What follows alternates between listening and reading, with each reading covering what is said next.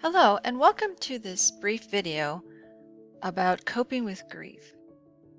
I wanted to talk about continuing bonds and what that means as a coping strategy for grief.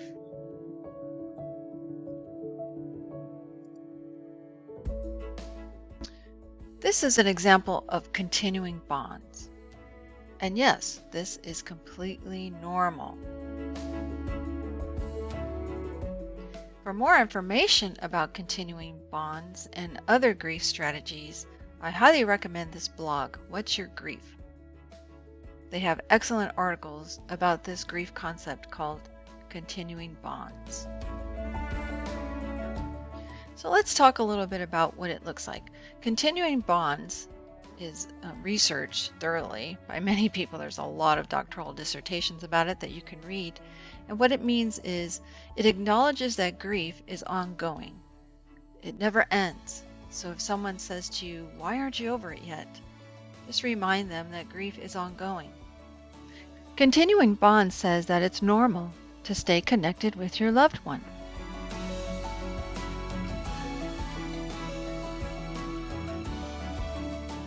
Continuing bonds in grief means we understand that we don't leave deceased loved ones behind. Rather, we carry them with us throughout our lives. Continuing bonds may describe many of your grief-related behaviors, whether you say goodnight to your loved one's photograph, or you go visit their grave and to lay flowers, or maybe you just look up at the sky and talk to your loved one. Continuing bonds says that not only are these behaviors normal, but they may help you cope with grief. So don't ever feel like you're odd for doing this because you're not alone. Many of us do these types of behaviors. This is an example of C.S. Lewis, who lost his wife. He said, "Her absence is like the sky spread over everything." It's perfectly normal to think of your loved ones. But when is continuing bonds an unhealthy or maladaptive coping strategy? I don't know if you've seen the movie Ordinary People, but we watched it over the weekend, and it's a wonderful motion picture that is based off of a book by Judith Guest, and it's about a family, just an ordinary family, whose lives have been shattered by the loss of the eldest son. He was sort of the superstar of the family. And the director of the movie, Robert Redford, does a great job of showing this.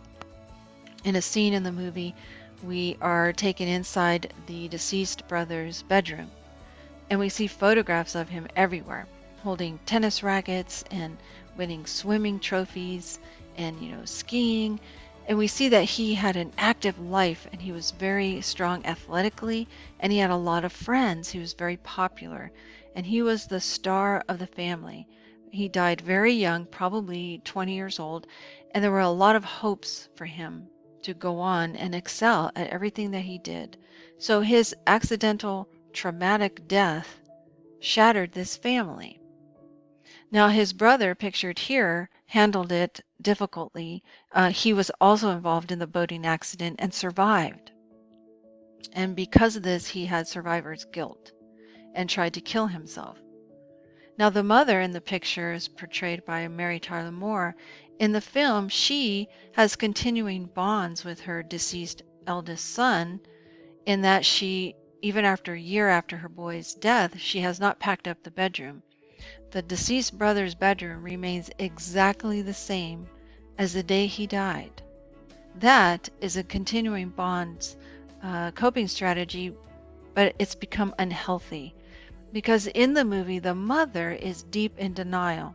She acknowledges that her son is dead, of course, but she even says to her husband, "I just want things to be the way they are, the way they used to be. Why can't they be the way they used to be?" She even tells him, "Let's go away for Christmas. We've always gone away for Christmas." So she has accepted her eldest son's death, but yet she wants those continuing bonds to happen, and it's become unhealthy for her in that she wants to go backwards in life rather than forwards. She wants things to be the way they used to be. And of course, those of you who have lost a child know your lives can never be the same. Once a loved one dies, life can never go back to the way things used to be. So we have in this movie an example of unhealthy coping. The son with his depression causing his suicide attempt, and then the mother with her avoidance, her denial, and not wanting to go forward in her grief journey, but wanting to go backwards. It's causing a lot of trauma within the family. And the father, though, praises his son, surviving son, for going to see a psychiatrist to talk about his grief and wanting to learn healthy coping strategies like self-control and thinking things differently. So the father suggests to his wife, let's all go see this psychiatrist. So he acknowledges that they need help. They need to learn healthy coping strategies. So the father says, let's all go see the psychiatrist to talk about it. He says, I think it's time that we talk about it. So he acknowledges that avoidance is not working, that his wife is probably in denial and stuck in her grief, which has prolonged her suffering. And even though they may look healthy on the outside, a healthy family on the outside, deep down inside, they are still shattered. So the father desperately wants to move forward, but the mother is still in continuing bonds in an unhealthy way. Another case study that I read is about a young woman named Jennifer who lost her father, whom she admired greatly. After the funeral, she decided to spend a lot of time with her mother, helping her around the house, even though her mother is very capable of taking care of herself. It's almost as if Jennifer wants to continue that bond with her father by being in the house, and maybe by even doing things that her father used to do.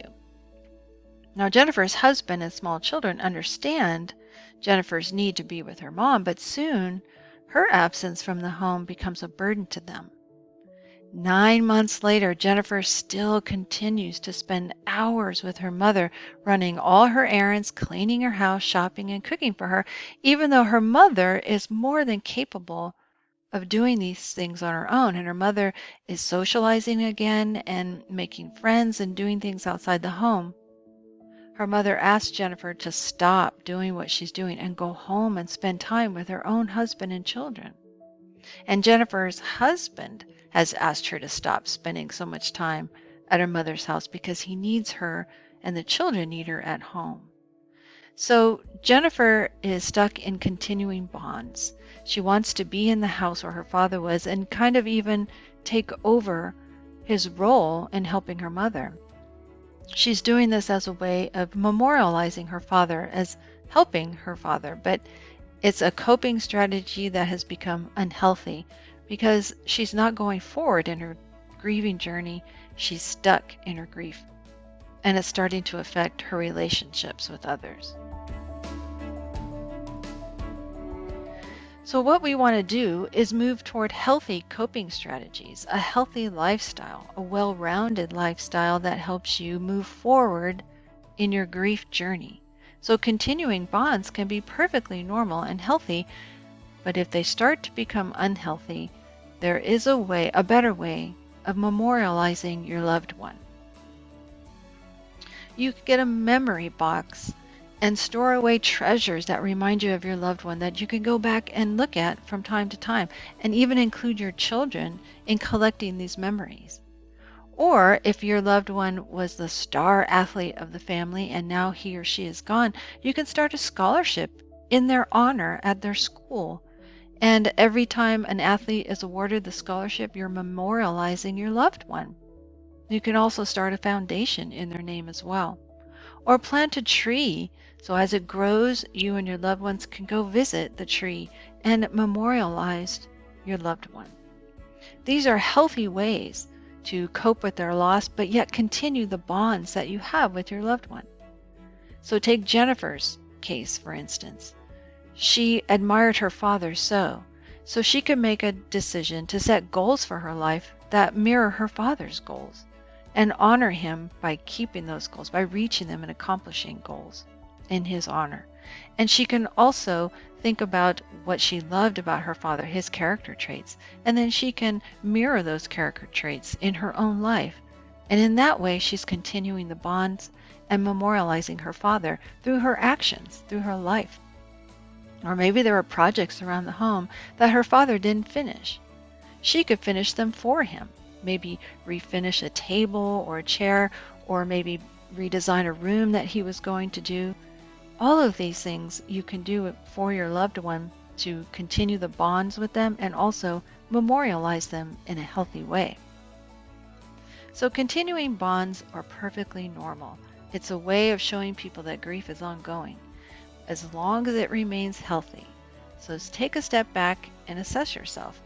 Are you moving forward in your grief journey, or do you feel stuck? Or maybe, like the mom in Ordinary People, you want to go backwards. And you might hear yourself saying from time to time, I want things to be the way they used to be.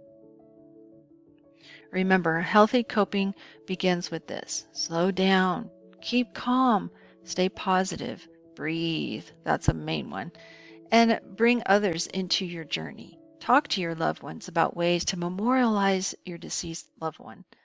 Find ways to set healthy goals for yourself, always moving forward on your grief journey. That's the point of all of this. So I thank you for watching this video, and I hope that you learned a little bit more about continuing bonds, how they can be healthy for you, and how to avoid from making them become unhealthy for your life. So keep going forward on this grief journey and be well.